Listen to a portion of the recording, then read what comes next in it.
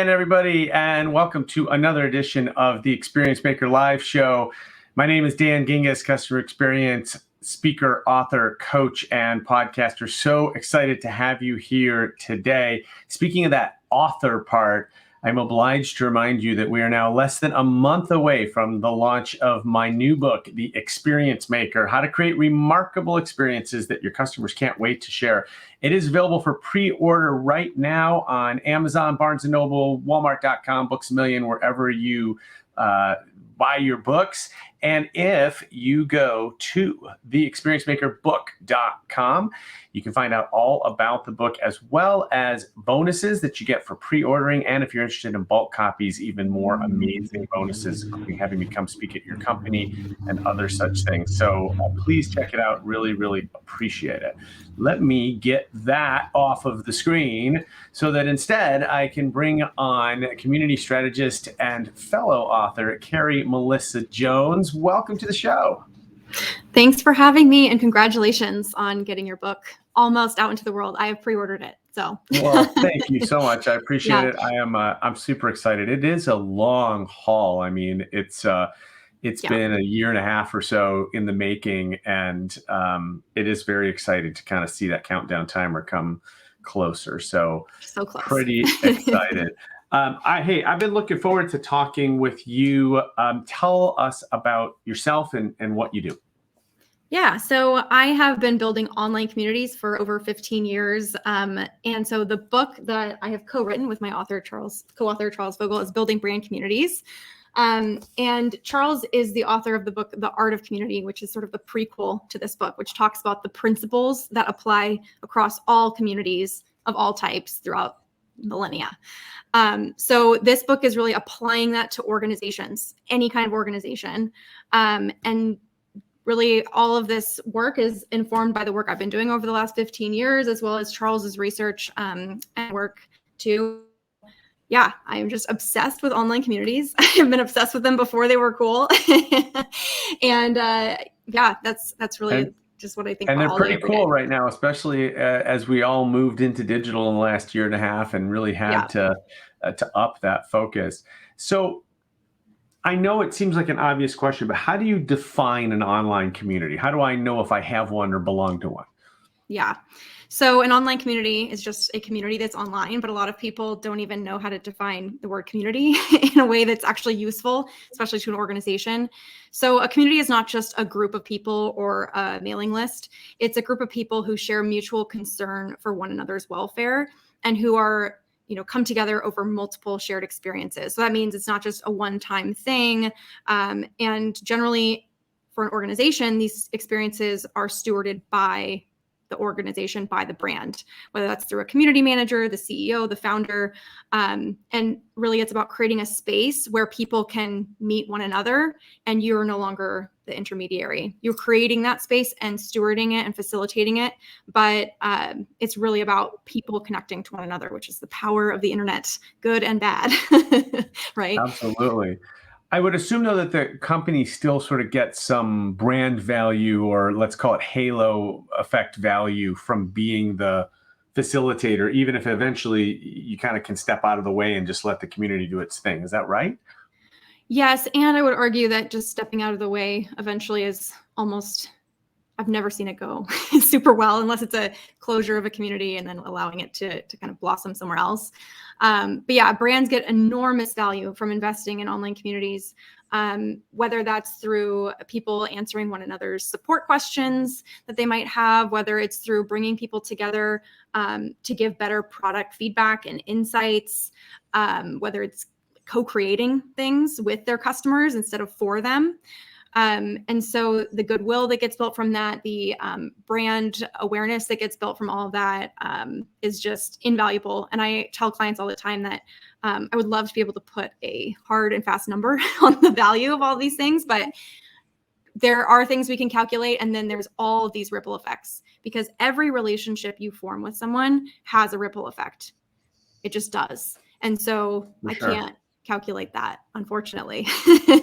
Well, and I mean, and look, welcome to customer experience. It's one of the biggest challenges is how do we calculate it? What are the pieces? There's pieces that you can measure. There's other pieces that you can't. I would imagine that, the customer service piece is really critical. If we can have our community members answering queries instead of having to have them call into a contact center, that's not only probably a more pleasant experience for the customer, but it can save the company some money, which is awesome. And then, I would imagine that most of the people that are willing to join a brand's community, almost by definition, are going to be fans of the brand or are going to be, generally advocates in some way. And so I think cultivating that advocacy has a ton of value, no? Yeah, absolutely. Those are always the people that you start with. So I talk about your initial members of your community as sort of your founding members. And those tend to be, they're not always the people who spend the most money with you, but they are usually your loudest advocates, the kindest people, the people who really want to help other people. And it's really important not to simply see these people as transactional megaphones that you can then, give them a message to put out on your behalf. No. Building a community is about creating a space in which people can then naturally advocate, and also they can become more of who they'd like to be by being in the space that you've created. So that's really, at the end of the day, it's not about just saying like, okay, we're going to give you a bunch of swag and all that, and you're going to be a member of our community now. It's okay, we're going to create a space where you can, whatever your aspirations are, whatever you love our brand and what we focus on, we're going to create a space where you can be more of that and help other people along the way too. So it's a massive opportunity. And then do you find also, I would imagine as a participant, there's networking opportunities. Do you find that you kind of get to play matchmaker sometimes in connecting people that, who knows, maybe they do business with each other? Oh, yeah, all the time. So prior to my current work as a consultant, I built alongside my business partner a company called CMX, which is a community for community professionals, very meta, with about 20,000 members. And so all of these community professionals from all over the world, and that community is now owned by a software company, but still going strong, connecting people with jobs. I know people who end up getting major promotions, jobs because of the network. Anyone who's been part of an association knows that experience, but brands can do that too. Even if you're not an association, all of that can be created in a brand community space as well. So do you tend to work with organizations that are trying to get started in communities? Do you help them manage it? Is there a sort of next level once you got one going for a while? Here's how to, take it up a notch. Tell me a little bit about what you do. Yeah, so I work across the board. I've worked with companies that are, still just the founder and a founder with relationships and some investors, and we'll start a community from scratch. And then I've worked with, Fortune 500 companies that have a community that is just plateaued. It's done nothing. It's kind of sat there for sometimes years, and we reinvigorate it and come in and figure out what's going on with it. So it's really across the board. And I've worked on nonprofits. I've worked on presidential campaigns. I have kind of, I was going to say I've seen and done it all, but I'm always surprised. There's always something new to learn.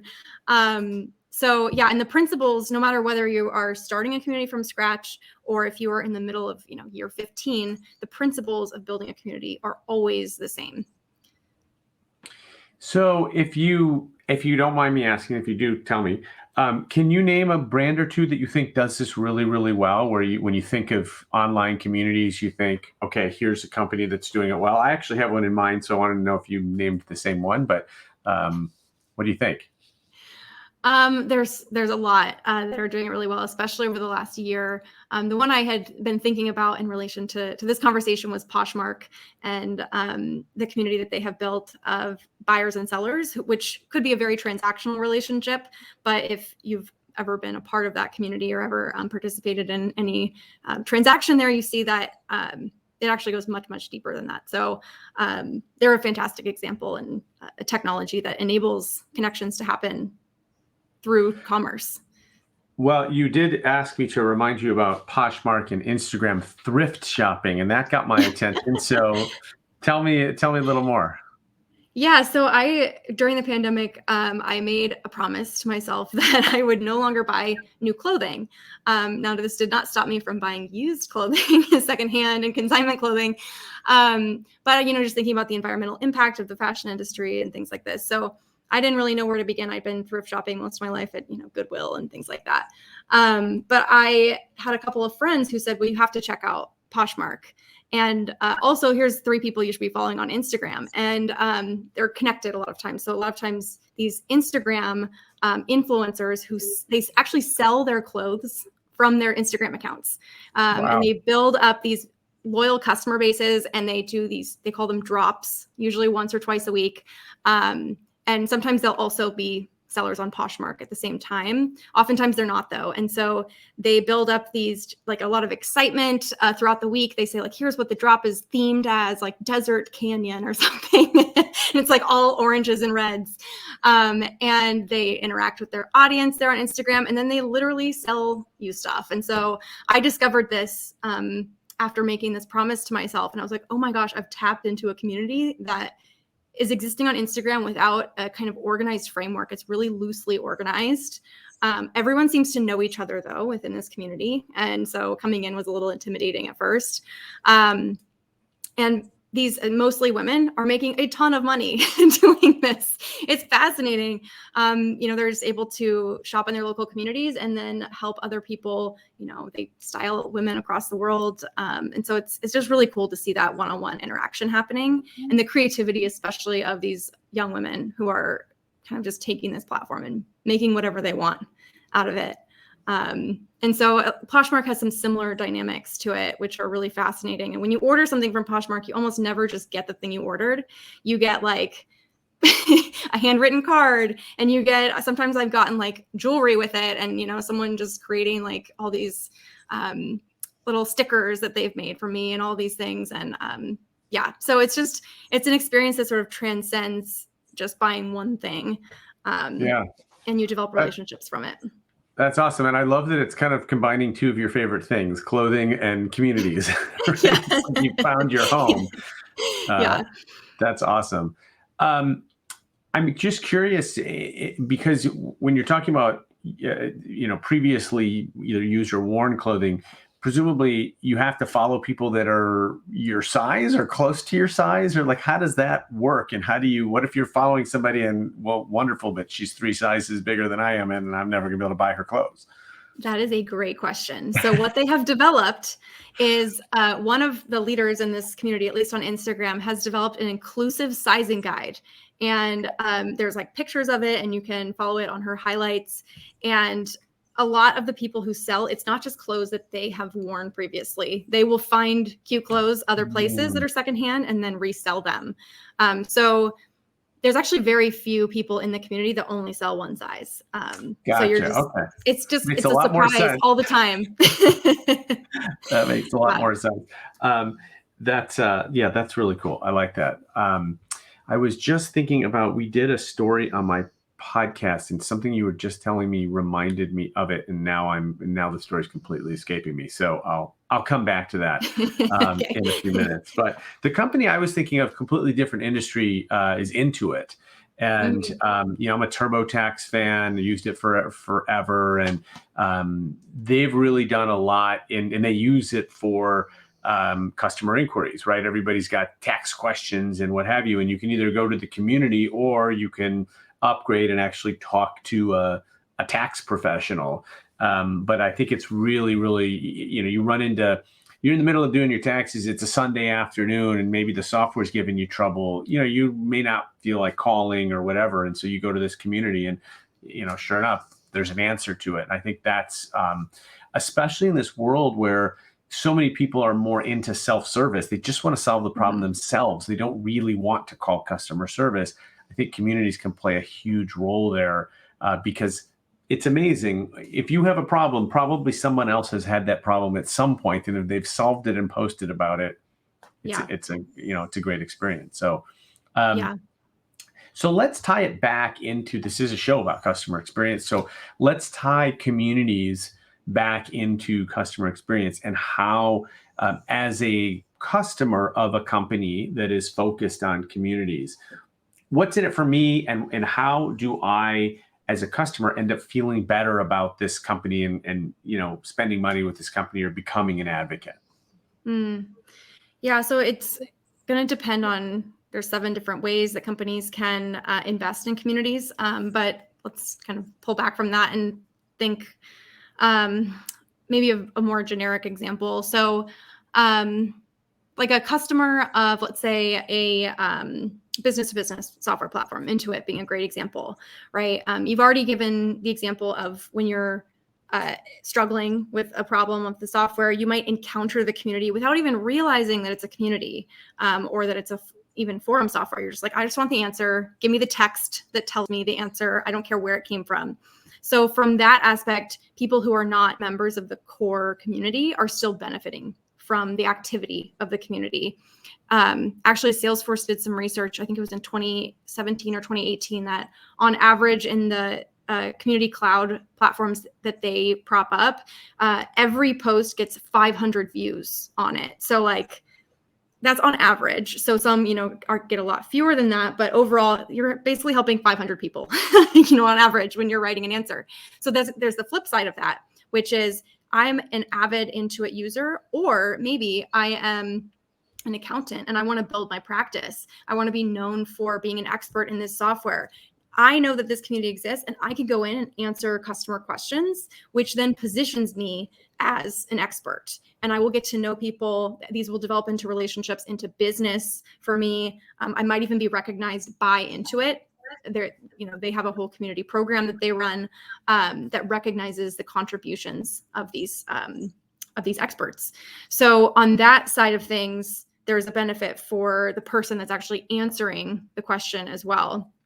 And then as Intuit invests in that person, basically their I don't want to say their identity, but their professional experience, they become known and seen by members of the Intuit employee base, which of course will then skyrocket their business growth as well.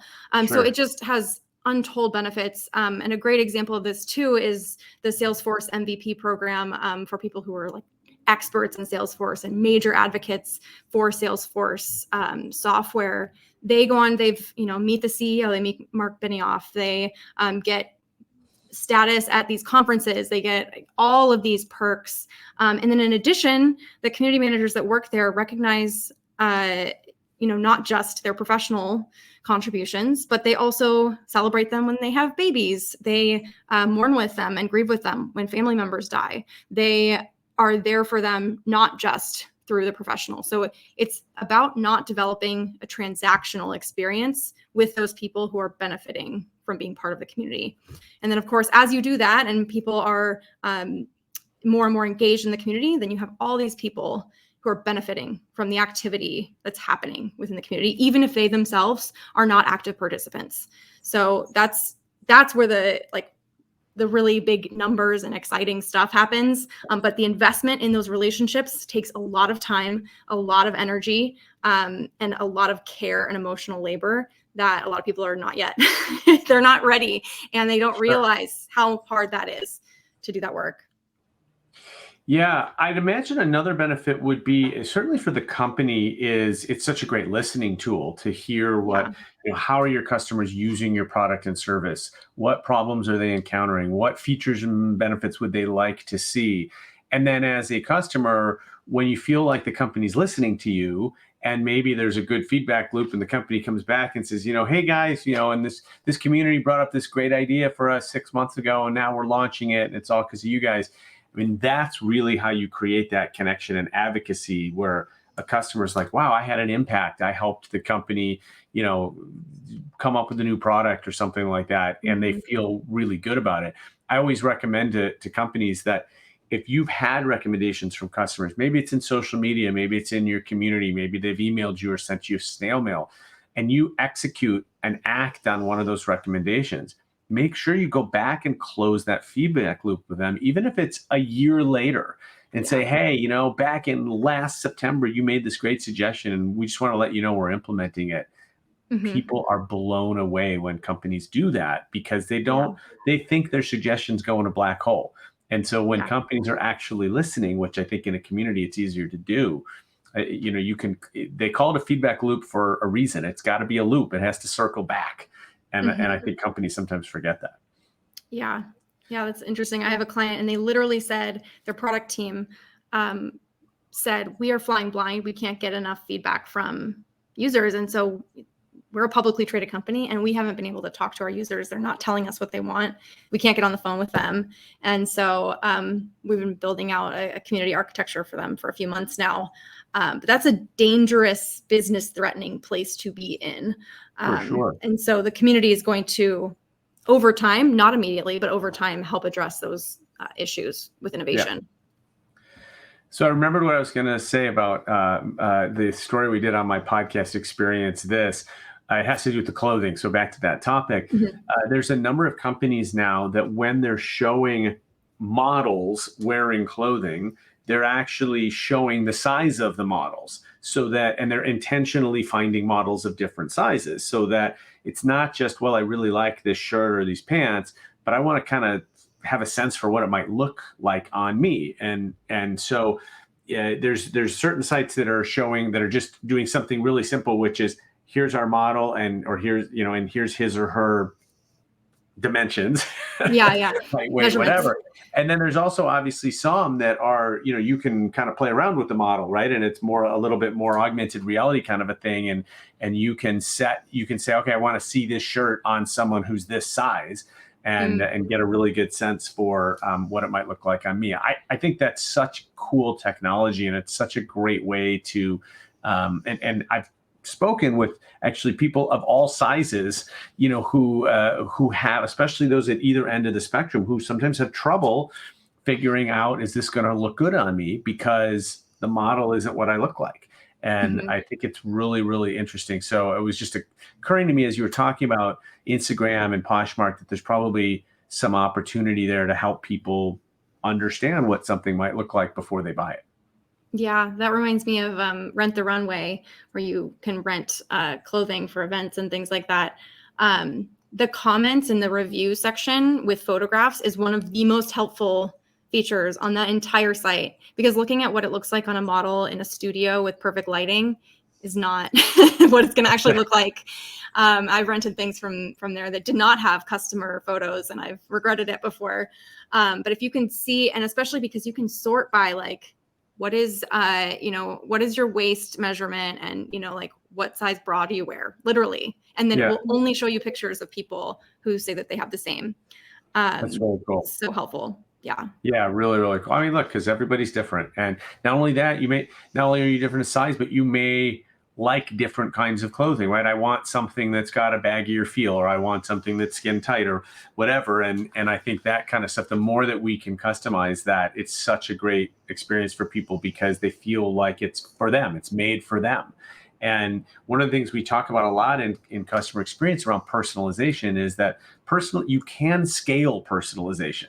It's not about that it has to be, a different answer for every single person, but you can create personalization that feels that way, where the customer feels that you're the only one they're talking to, even though what you're doing is actually very scalable. I love to tell the story about Chewy. It's in my new book. And Chewy, the online pet supply store, responds to this customer who has left a negative review for some cat litter.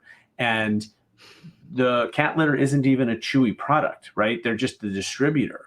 And the customer gets this amazing email that says, we're so sorry that you didn't like this litter. We've gone ahead and refunded your money, even though you didn't ask us to. Here's 4 other suggestions of litters that might be better for you. The letter says, say hello to Roma, which is the name of the customer's cat. They know the name of the customer's cat. I mean, it's so awesome, right? And then you go through this, and I declared in a blog post and in the book, I think it's the greatest customer service email in the history of customer service or email, which is a pretty big statement. But then the next line I say, this is also completely scalable. It's probably a template. They identify people who have left negative reviews. They refund them. They offer them some other suggestions. They have in their database what the name of their pet is, so they throw that in there. And yet this letter, when you read it, feels like it was written entirely for one person. And yet it's a scalable thing. So I think it's definitely doable, and it feels good. It feels good when companies, when it feels like they're talking right at you and not just at the masses, I think. So, Carrie, we are running out of time. This is the fastest half an hour on the internet. How can people get a hold of you or connect with you? So the best way to reach me these days is on Instagram. I'm at Carrie Melissa Jones on Instagram. And you're also welcome to check out my website at carriemelissajones.com. And are you selling clothes on Instagram? I have to ask. I've thought about it. I'm not. I have a Okay. Poshmark though. I'm not going to tell you what it is. That's odd. I don't even, I wouldn't know what to do with it if you did tell me what it was. So, well, thank you so much for being here. I really appreciate it. This is this topic of communities, I think is a really interesting one and a really cool intersection with CX. So I appreciate you enlightening us a little bit more about it. So thank you. Yeah, thanks for having me. And thank you, as always, for being here. I really, really appreciate you tuning in every week, Thursdays at noon Eastern. And next week, we will have yet another fabulous guest. I am welcoming Tanya Thomas. She is the Director of Customer Experience and Employee Experience at Experian Health. So you might know Experian as being one of the credit bureaus. They also have a health unit, and Tanya is really actively involved there. Really interesting. As you probably can guess, the healthcare industry, that's a tough one for customer experience. It usually ranks near the bottom of almost every survey. And so the work that she's doing is really, really important. So we'll talk about healthcare next week. Thank you again. My name is Dan Gingiss. I am the Experience Maker. You can get me at dangingiss.com or Twitter at dgingiss, Instagram at dgingiss. Basically, if you Google me, you can figure out how to get a hold of me because I'm not hidden. So thank you so much for being here. Really, really appreciate it. We'll see you next week. Take care.